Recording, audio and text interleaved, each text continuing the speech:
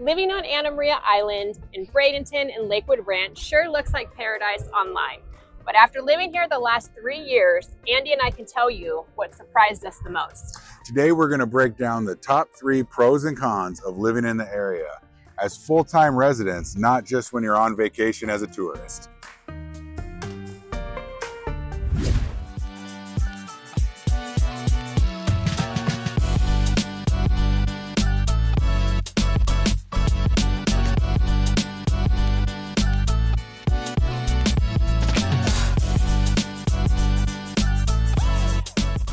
Let's start with the good stuff. For us, pro number 1 is our beaches, our water access, and our year-round sunshine.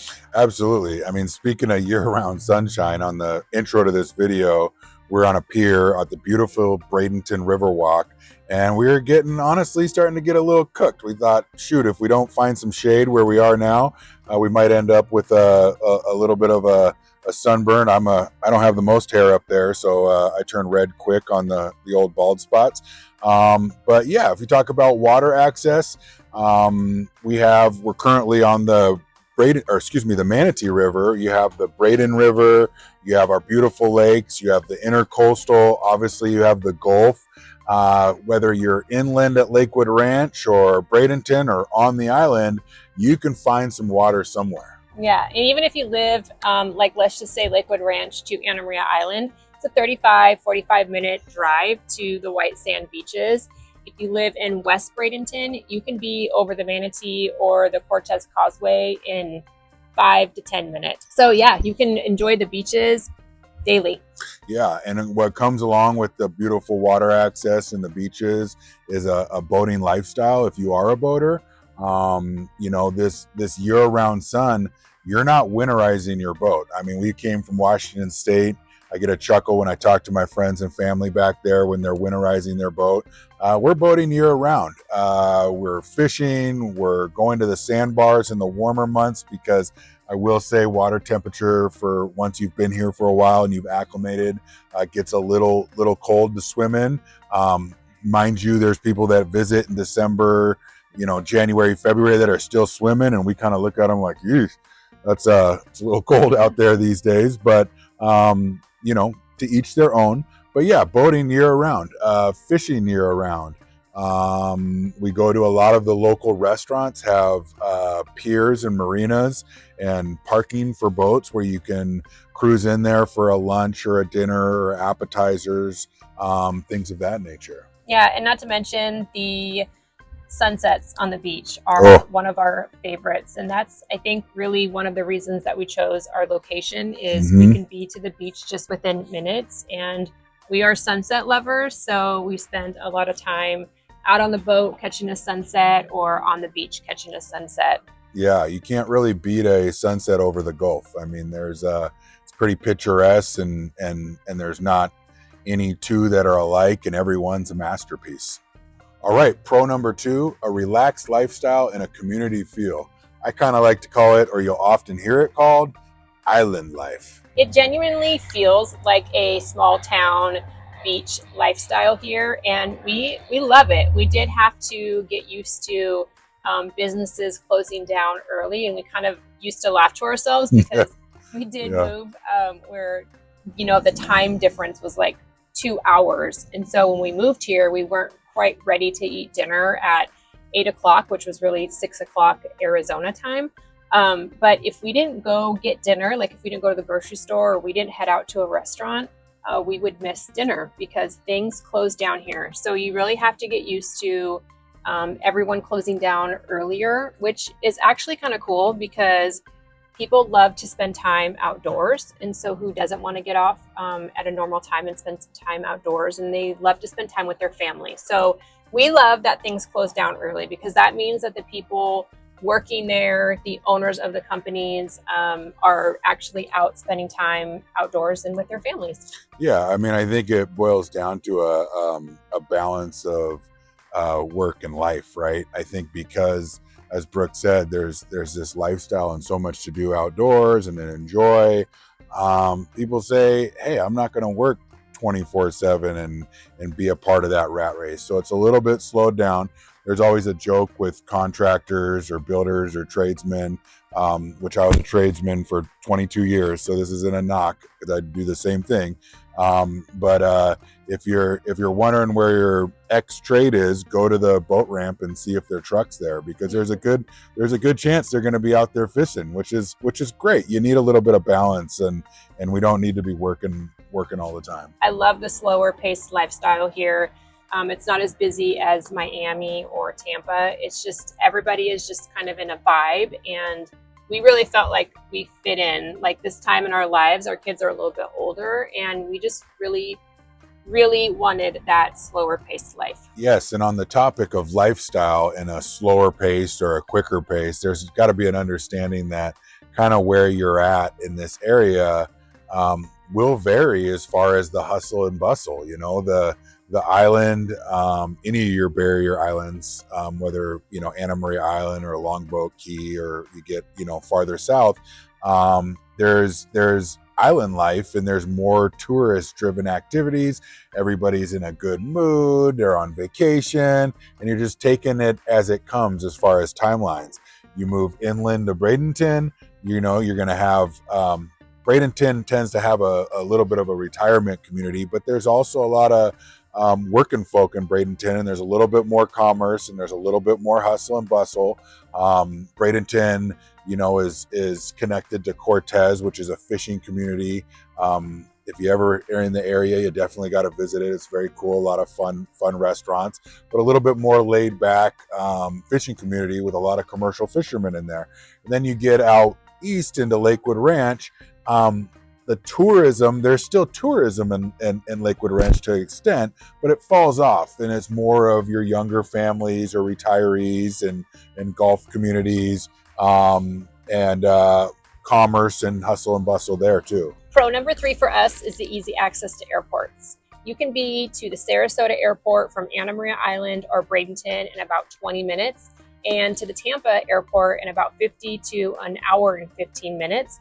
Both airports are so quick and so easy to get through, and they are so clean. Absolutely. So whether you're a professional that needs to travel often from a career standpoint, or you got family coming in, or you're going to visit family, the access to both those airports is pretty great, and they're clean, very efficient airports. You know, there should be an honorable mention for the Orlando airport.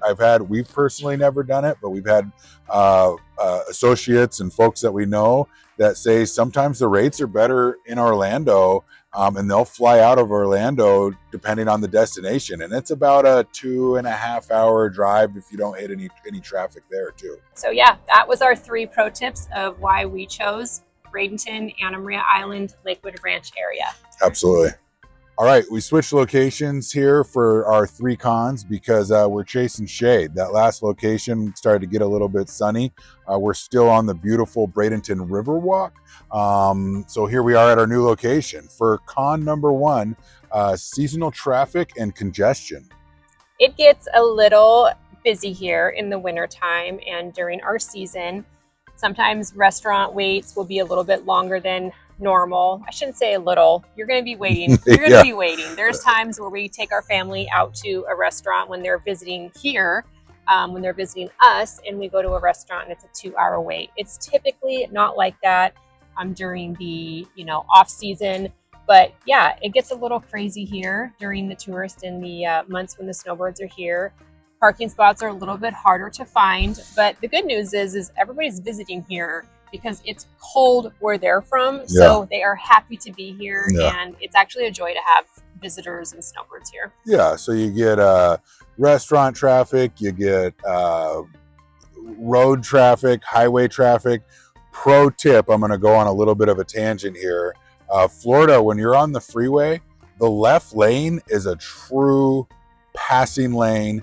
A lot of places they call it a fast lane. It is a fast lane here, but if you can't go fast enough in the left lane. So if you're not passing, get over to the right. A lot of times, you get somebody that's visiting or the snowbirds, they'll sit in the left lane and they're going, well, shoot, I'm going 90 and the speed limit's 65 or 70. If there's someone on your rear, you're not going fast enough at 90. They want you, it's a passing lane only.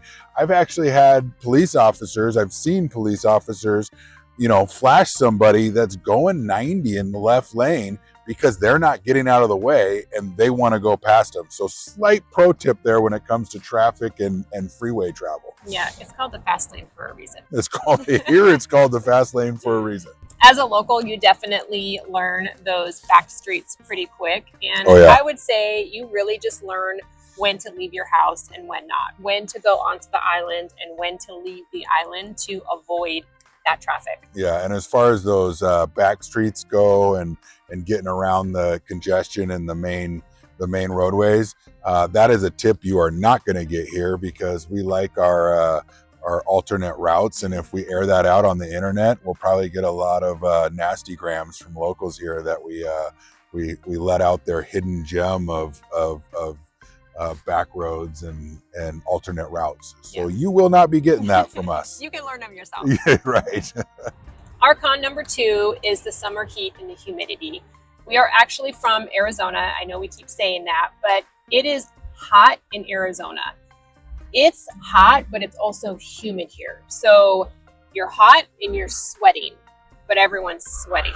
Yeah, I mean, that's the good news. I joke with people often, when you come from a place like Arizona, if you were to get caught out in the heat in Arizona in 120 degrees with no shade, there's a good chance you're going to die if you're out there for too long. Here, you become a sweaty mess. You piss and moan a little bit, but the good news is you're not going to die. It does get hot. To go back to one of our pros, the water access, that's the best part of the summer. I mean, whether you're in a pool, in the river, in the Gulf, go find some water and cool off. Yeah, July and August, it's hot, but like Andy said, that's the time you go to the beach. That's the time you spend on your boat. That's the time you spend in your pool. For some people, they just take those couple months and they just kind of hide inside. Just like a lot of people, take a couple months in the winter when it gets cold and they take that time and they hide inside. Yeah, it's almost flip-flopped. You come from a colder state, you're out and about in the summertime for 3 months, and that's your gorgeous months, where here it's the reverse of that. 10 months or so is when you're outside and enjoying the weather, and some people will hide for that 2 or 3 months of the summertime. And it's important to say that you learn to kind of work around it. You won't go out and do yard work or a lot of your chores that you need to do, or your adulting during those hotter times of the day. You'll go in the morning time, or you'll go at nighttime when the sun goes down. Yeah, and everywhere you go, your car, the restaurants, the grocery stores, your home, we have great AC here. Yeah, absolutely. It stays cool in all the places of leisure and the community spots. And for our last con, our third and final con, we're going to talk about bugs, more bugs, and some more bugs. There's a lot of bugs in Florida, and honestly, some wildlife that you may or may not be used to. Yeah, we have the typical no-see-ums, mosquitoes, ants. We do have palmetto bugs, which are actually flying cockroaches. Yeah.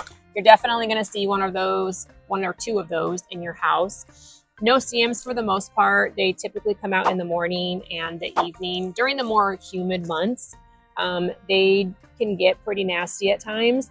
Mosquitoes, same, they can get pretty nasty at times. And honestly, when we first moved here, we were getting eaten alive. And not too much anymore. They tend to leave us alone. Yeah, there's some science behind that, I'm sure.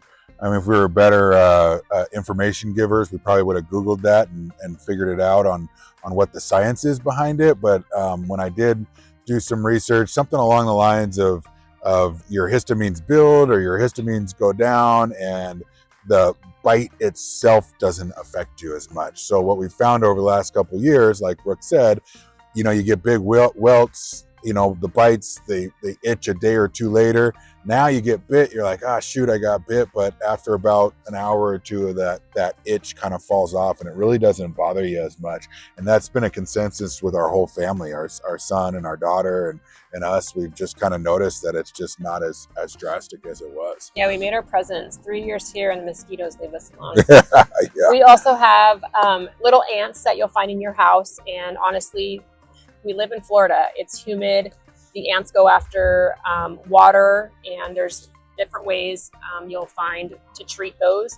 And we have fire ants that are just all over in the yard, and those buggers hurt when they do bite you. But yeah, there's a reason they're called fire ants. Yeah, and for the most part, yeah, we have bugs here, but you get used to it. Yeah, spiders. There's some. I don't like spiders. I handle a lot of creatures and a lot of things, but when it comes to the spiders, her and I will go back and forth on who has to deal with it and flip a coin sometimes. So yeah, the bugs are prevalent around here. You know, on the topic of bugs and switching over to wildlife, snakes and lizards. You know, you get a lot of snakes and lizards in this area and throughout Florida, but honestly, they're the best pesticide and best pest control around. We tend to adore our lizards and our snakes that are in our yards because they're eaten. You'll watch a palmetto bug run from a bush, and you'll watch a lizard run from another bush and hammer that bad boy, and you go, all right, good job, lizard. So you know, where that may be a con for some people that have a phobia of lizards and snakes, for a lot of residents, and once you've been here for a while, you know that those guys are your friends, right? Yeah.